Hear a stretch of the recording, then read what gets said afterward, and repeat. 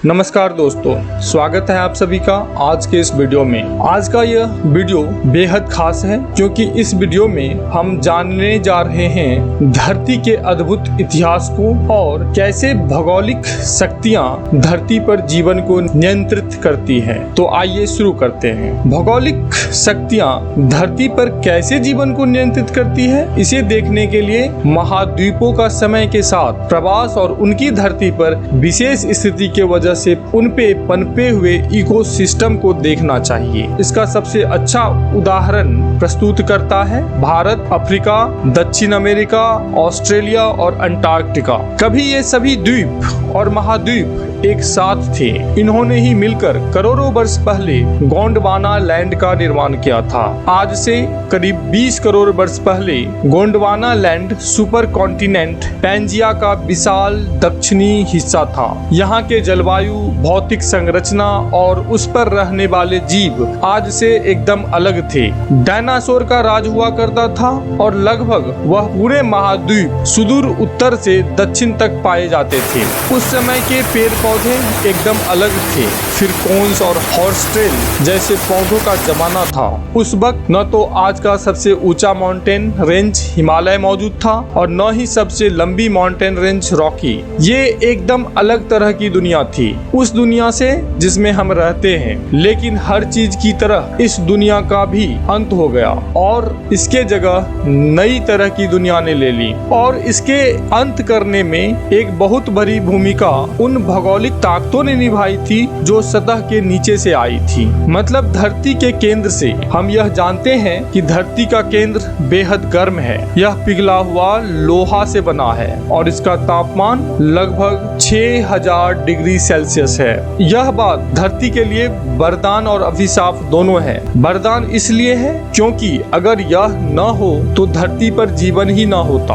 आखिरकार यही उस सुरक्षा कवच मैग्नेटोस्फीयर का निर्माण करती है जो सूरज से आने वाली खतरनाक तरंगों से धरती के जीवों की सुरक्षा करता है। अगर धरती का केंद्र ठंडा हो जाए तो धरती भी निर्जीव हो जाएगी और मंगल ग्रह की तरह धरती से हवा, पानी और सारे जीव गायब हो जाएंगे और धरती भी एक वीरान और बंजर ग्रह बन जाएगी। लेकिन धरती का केंद्र विशाल होने के कारण यह आज भी बहुत गर्म है और यह हमारी प्लेनेट को ऑपरेट करने में अहम रोल निभाती है। और यह अभिशाप इसलिए है क्योंकि इसका भयानक गर्मी लगातार केंद्र से ऊपर उठती रहती है, जिसके कारण महाद्वीप जो ठोस जमीन है वह सतह पर इधर से उधर तैरते रहता है, जिसके कारण ये महाद्वीप आपस में टकराते हैं और विनाशकारी भूकंप लाते रहते हैं।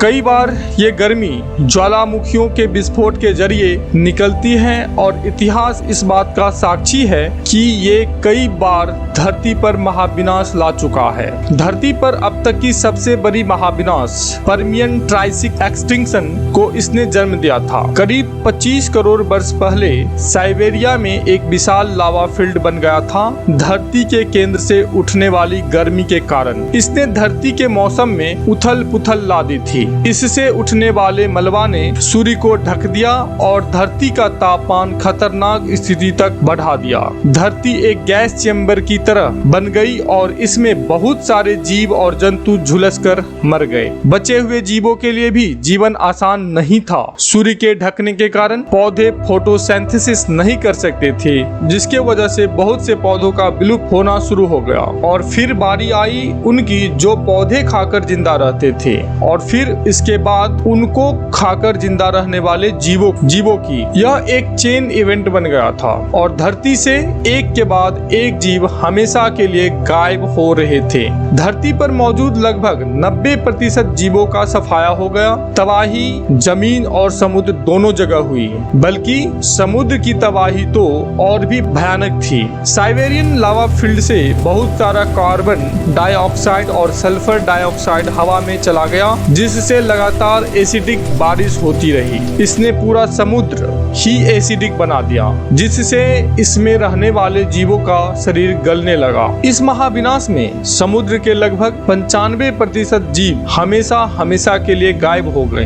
करीब 55 करोड़ वर्ष पहले कैम्ब्रियन धमाका हुआ था, जिसमें धरती पर अचानक ही जीवन का बहार आ गया था। तरह तरह के जीव पैदा हो गए। धरती जैसे देखते ही देखते जीवन से समृद्ध हो गई थी, लेकिन परमियन ने महाविनाश कर दिया। अगर कोई उस समय की हालात को देखे तो कहना मुश्किल ही होगा कि धरती वापस अपनी पुरानी समृद्धि को लौट पाएगी या फिर जीवन बच भी पाएगा या नहीं। लेकिन समय के साथ जीवन न सिर्फ दोबारा लौटा, बल्कि जीव और भी ज्यादा एडवांस हो गए। लेकिन इस महाविनाश के बाद दुनिया पहले की दुनिया से अलग थी। अब धरती पर विशाल डायनासोर का राज था। लेकिन जब भौगोलिक ताकतों ने गोंडवाना को कई टुकड़ों में तोड़ना शुरू किया तो यह एक बार फिर से जीवन में बड़ा बदलाव लाया। दक्षिणी अमेरिका आगे उत्तर की तरफ बढ़कर सीधे इक्वेटर को छूते हुए उत्तरी अमेरिका से मिल गया,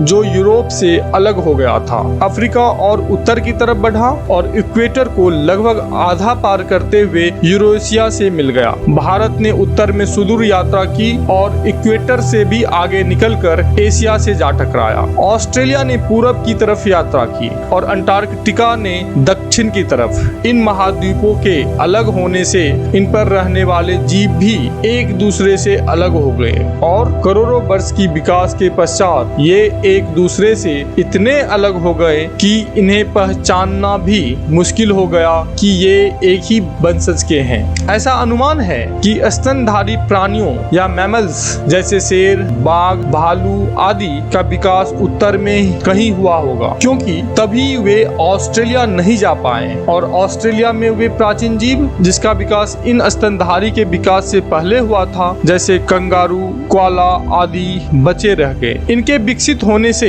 पहले ऑस्ट्रेलिया अलग हो चुका था, इसीलिए आज भी हमें ऑस्ट्रेलिया में उन प्राचीन जीवों की झलक मिल जाती है। भारत में भी एशिया से टकराने से पहले कई अलग अलग प्रकार के जीव रहते होंगे। आज के अगर मेडागास्कर भारत से जुड़ा हुआ था तो जाहिर है इन पे बहुत सारे जीव भी कॉमन होंगे। लेकिन अगर आज की भारत और मेडागास्कर के वाइल्ड लाइफ को देखा जाए तो वो एकदम अलग है। भारत को जहाँ शेर, बाघ, हाथी, बंदर जैसे जीवों ने घर बनाया है, वहीं मेडागास्कर घर है लीमूर, रिंगटेल, सिफाका आदि जैसे प्राचीन जीवों का। मेडागास्कर के पेड़ भी बहुत अलग दिखते हैं। यहाँ साफ साफ दिखता है कि भौगोलिक ताकतों का असर कैसे जीवन पर पड़ता है। अगर भारत मेडागास्कर से अलग नहीं हुआ होता तो यहाँ वाइल्ड लाइफ कैसा होता। भारत के एशिया से टकराने के बाद अफ्रीका, एशिया और यूरोप में विकसित हुए स्तनधारी जीव चलकर भारत आ गए और यहाँ मौजूद प्राचीन जीवों का सफाया कर दिया। लेकिन इनमें सबसे रोचक कहानी रही अंटार्कटिका की। इसके दक्षिण में प्रवास के वजह से यह सूर्य की किरणों से दूर होता चला गया। पूरा अंटार्कटिका ठंडा होकर एक बर्फ की दुनिया में बदल गया। इसका मौसम एक्सट्रीम और अनप्रेडिक्टेबल हो गया। इस बर्फ की दुनिया में जब 160 किलोमीटर प्रति घंटा वाला बर्फ का तूफान आता है तो यह लगता ही नहीं है कि ये धरती के हिस्से वाली कोई दुनिया है। यहाँ मौसम इतना कठोर है और बाकी जमीन से इतना दूर है कि यहाँ जीवन की ऐसी कोई बसावट कभी नहीं हुई जैसे कि अफ्रीका, इंडिया और साउथ अमेरिका में हुई। यहाँ बड़े जीवों में सिर्फ वही जीव पहुँच पाए जो समुद्र के रास्ते चलकर आए थे या उड़ के आए थे। लेकिन आज भी अंटार्कटिका के जमीन पर रहने वाले कोई भी स्तनधारी जीव पहुंच नहीं पाए। इसीलिए ये एकदम अलग तरह के जीवों का घर बन गया और इनमें सबसे प्रमुख है पेंगुइन। पेंगुइन भले ही न उड़ सकने वाला एक धीमी और असहाय जीव लगे, लेकिन ये अंटार्कटिका के बेहद कठोर मौसम को झेलने की क्षमता रखता है जो ज्यादातर जीव नहीं कर सकते हैं। ये वास्तव में अंटार्कटिका में ही रहने के लिए बने हैं। ये जीव -60 डिग्री के तापमान और बर्फीली तूफानों को झेलने में सक्षम है। इस तरह हम देखते हैं कैसे भौगोलिक ताकतें महाद्वीपों को इधर से उधर चलाते हैं। इसके ऊपर रहने वाले जीव बदल जाते हैं, मौसम बदल जाते हैं और एकदम अलग ही दुनिया बन जाता है। इन घटनाओं को होने में करोड़ों वर्ष का समय लगता है, इसीलिए ये भौगोलिक ताकतें तुरंत रिवील नहीं होती। लेकिन एक लंबे समय अंतराल को देखने के बाद इन ताकतों के द्वारा क्या जा रहा नियंत्रण दिखता है और यह कई सारे अहम सवाल खड़ा कर देता है, जैसे कि वास्तव में जो हम करते हैं क्या वो हम ही करते हैं, क्योंकि हमारी व्यवहार पर इन भौगोलिक ताकतों का कितना असर होता है और किस तरह का इसका अंदाजा लगाना भी कठिन है। हम नहीं जानते कि इन भौगोलिक ताकतों के बिना हमारी दुनिया का निर्माण भी संभव था, शायद नहीं, लेकिन ये ताकतें सिर्फ निर्माण ही नहीं करती बल्कि ये एक निश्चित समय के बाद स्वयं ही उन दुनियाओं का विनाश भी कर देती है जिसका इन्होंने निर्माण किया होता है। और प्रकृति इस तरह से अपना खेल खेलती रहती है। जीव आते हैं, अपने बड़े बड़े डायनेस्टी का निर्माण करते हैं और फिर चले जाते हैं और उनकी जगह कोई नए जीव ले लेता है और इस तरह करोड़ों करोड़ों वर्षों से धरती पर जीवन का ये खेल चल रहा है। अगर आप सभी को ये वीडियो पसंद आया तो वीडियो को लाइक करें, चैनल को सब्सक्राइब करें और बेल आइकन को दबा लें ताकि इस तरह की वीडियो आप तक पहुंचता रहे। दोस्तों, अगर आप ऐसी ही जानकारियां इंग्लिश में देखना एवं सुनना पसंद करते हैं तो ये अनोखी दुनिया इंग्लिश चैनल को सब्सक्राइब कर ले, जिसका लिंक डिस्क्रिप्शन में दिया हुआ है। तो मिलते हैं अगले वीडियो में कुछ और रोचक एवं महत्वपूर्ण वीडियोज के साथ। धन्यवाद।